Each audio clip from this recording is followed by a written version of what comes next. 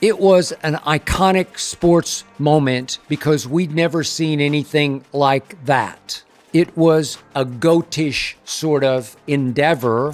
Where's the powder? Left it at home. LeBron, fans want to know where you're taking your talents this year. What's your decision? In this fall, man, this is tough. In this fall, I'm gonna be taking my talents. LeBron James, four-time NBA champion, billionaire businessman, self-proclaimed king, just pulled off what might be the final nail in the coffin of his carefully constructed legacy. And it wasn't a playoff collapse. It wasn't a controversial take. It was a Hennessy ad. That's right. The man who calls himself the GOAT just faked his retirement to sell liquor. And the internet? They're not having it anymore. But I mean, damn. Attention, attention, attention. What you starving for attention for? When Hennessy, because they paid you to do it? Yo, we won a finals in LA. When we talk about LeBron James, that's what we should be talking about. A finals appearance in La La. What's up, everyone, and welcome back to the channel. If you're new here, hit that subscribe button because today we're diving into one of the most tone-deaf, cringe-worthy moments in modern sports history. So here's what happened. LeBron dropped what he called the second decision, a clear callback to his infamous 2010 Decision special, where he announced he was taking his talents to South Beach. You remember that, right? The hour-long ESPN special that turned him into the most hated man in sports? The answer to the question everybody wants to know. LeBron, what's your decision? In this fall, man, this is very tough.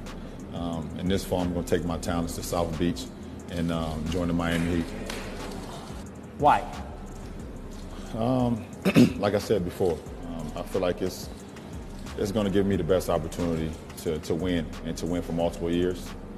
And not only just to win in the regular season or just to win 5 games in a row or 3 games in a row. I want to be able to win championships, and I feel like I can compete down there. Well, this time, LeBron teased a major announcement. Fans were buzzing. Media outlets were speculating. Was he retiring? Was he demanding a trade? Was he finally admitting MJ is the real GOAT? Nope. It was a Hennessy commercial. The ad mimicked all the dramatic beats of his 2010 announcement, the serious tone, the build-up, the I've made my decision energy, only to reveal it was all a setup to promote cognac. Everyone's on pins and needles across the country. You ready to go, LeBron? Where's the powder? Left it at home. LeBron, fans want to know where you're taking your talents this year. What's your decision? In this fall, man, this is tough. In this fall, I'm gonna be taking my talents to Hennessy VSOP. VSOP? And this was the conclusion you woke up with this morning? That was the conclusion I woke up with this morning. And this wasn't just any random Tuesday. This came right after ticket prices for Lakers games had spiked, with fans desperately trying to catch what they thought might be LeBron's final season. The backlash was immediate. Twitter exploded. Corny, cringe, clown move. These weren't random trolls. These were LeBron fans feeling genuinely betrayed. Even Stephen A. Smith, who spent years as one of LeBron's biggest media defenders, couldn't spin this one. He called it cringy and tone-deaf. Chris Mad Dog Russo didn't hold back either, saying it was beneath a legend and questioning whether LeBron even understands how he's perceived anymore. SA, what do you make of LeBron James' second decision? Well, I think one critic said it best when they said that if you make a bad movie, typically you don't have a sequel. So if you look at the decision and the manner in which that was handled and the way it served to alienate folks back at that time, you would think that he wouldn't want to remind people of that, considering the heat he took from that. And unfortunately, he was tone deaf, and that's not the decision, that's not the path that he took. This was corny as hell, it was cringy, it was all of that, we know this. You know, you're promoting an alcoholic beverage and trying to give people the impression that this could be your final season, that you might end up retiring. And so, you know, one other person joked and they said, you know what, that's like Jordan. Compare that to Jordan saying, you know, I'm back. Shannon Sharp, usually ride or die for Bron, looked visibly uncomfortable trying to defend it on Undisputed. Skip Bayless? Well, Skip had a field day. This is exactly who LeBron has always been, Skip said, a manufactured personality desperate for attention. It was an iconic sports moment because we'd never seen anything like that. It was a goatish sort of endeavor by a guy who's clearly not the GOAT, but it was the one thing off the court that was goatish. It was memorable. And to take that decision, and stoop to cheapen it, to sell it out, to make money, to launch some new Hennessy brand of cognac? Really? You would stoop to that, LeBron? At this stage and age, as you enter year 23, age 40, you would stoop so far as, pardon my language, just to piss all over your iconic moment in favor of making God knows how many millions from Hennessy to piggyback this as the second decision. LeBron, are you that starved for attention now because the Lakers have pissed all over you? Is that what just happened? My God, you prostituted your iconic moment to make your killing from Hennessy. As much as I doubt you, LeBron, I thought you were better than that. And you know what? For once, Skip might have a point. Here's the thing. This isn't the first time LeBron has pulled this stunt. Not even close.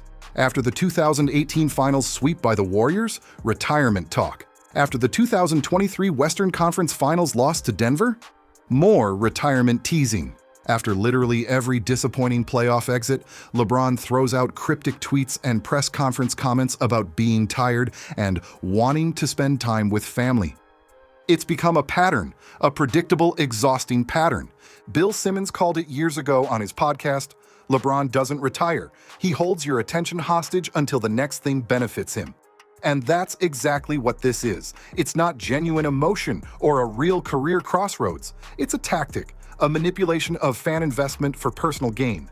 Well, I was disappointed in LeBron. I got so frustrated the other day watching television. The first two stories were LeBron retiring, not about how great the Denver Nuggets played, how great the Joker is, but he knew what he was doing. The problem? It's devalued everything. When LeBron actually retires, and trust me, that day will come, nobody's going to care. The moment will be met with eye rolls and finally, instead of tears and tributes. Charles Barkley said it best on Inside the NBA. You can't keep crying wolf and expect people to show up when the wolf actually comes.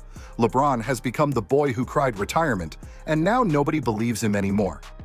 Well, I was disappointed in LeBron because he had to know that these fools on TV were going to talk about it all the time. I tell people, I got so frustrated the other day watching television. The first two stories were LeBron retiring, not about how great the Denver Nuggets played, how great the Joker is.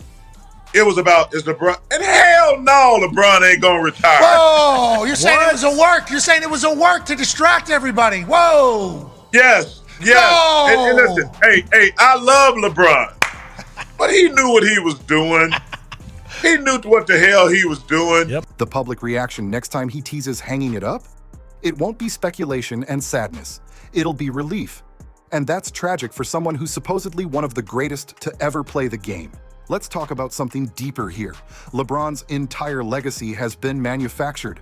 Now, before you come at me in the comments, hear me out. His on-court accomplishments are real. 4 championships, 4 MVPs, all-time leading scorer, those are facts. But the narrative around LeBron? That's been carefully constructed by his team at Clutch Sports, Rich Paul, Maverick Carter, and a willing media apparatus. Remember the decision in 2010? It wasn't just a free agency announcement. It was a made-for-TV event designed to control the narrative. Not 1, not 2, not 3. That entire Miami introduction was scripted theater. Fast forward to I'm Coming Home in 2014, a perfectly timed Sports Illustrated essay written by Lee Jenkins, but presented as LeBron's own words, that painted his return to Cleveland as a redemption arc. Brilliant PR, absolutely. Authentic, debatable. And now we have campaigns like Forever King and endless social media propaganda designed to cement LeBron's GOAT status before he's even retired. It's legacy building through marketing, not merit. Bill Simmons and Dan Le Batard were calling this out back in 2011. Simmons said LeBron felt scripted and inauthentic, while Le Batard noted that everything about LeBron's public persona felt focus-grouped and calculated. Compare this to Michael Jordan or Kobe Bryant. Love them or hate them, their legacies were built on the court. They didn't need PR firms crafting emotional narratives.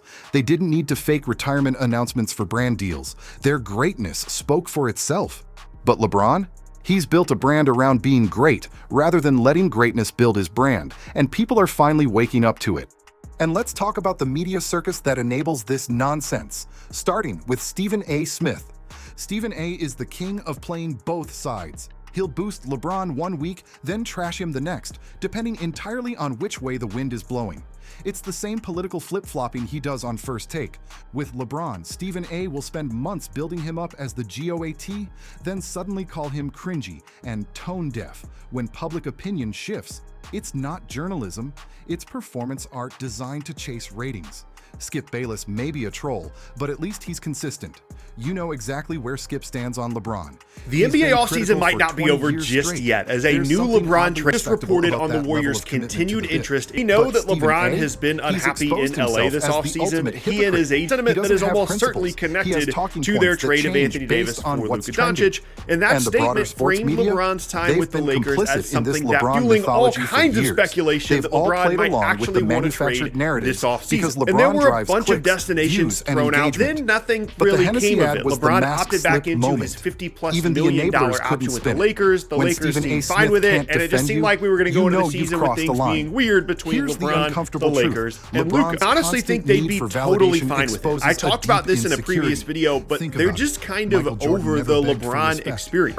They've moved on to the Luka era, and regardless of what happens this season, I do not think LeBron will be on the Lakers in the 2026 offseason, whether that be due to retirement or free agents, which is a huge departure from any other point in LeBron's career. He's wanted to leave his team before, but his team has never wanted him to leave, which makes this a real possibility. The Warriors or anyone else. LeBron actually had a chance to enter into free agency this offseason if he had declared anything close to the $50 million he could have just made with the Lakers. You're not only trading for a much older version of LeBron, but also possibly just one more year of him, as there's been a lot of speculation that this will be his last season in the NBA. Now, don't get me wrong, LeBron is still an all-NBA caliber player as he was last year, but any team around the league would want to be careful in terms of how much they're giving up for 1 year of LeBron well past his prime, which is difficult to do when you also have to match his giant $50 million salary. Brings up the question that every other potential LeBron trade destination team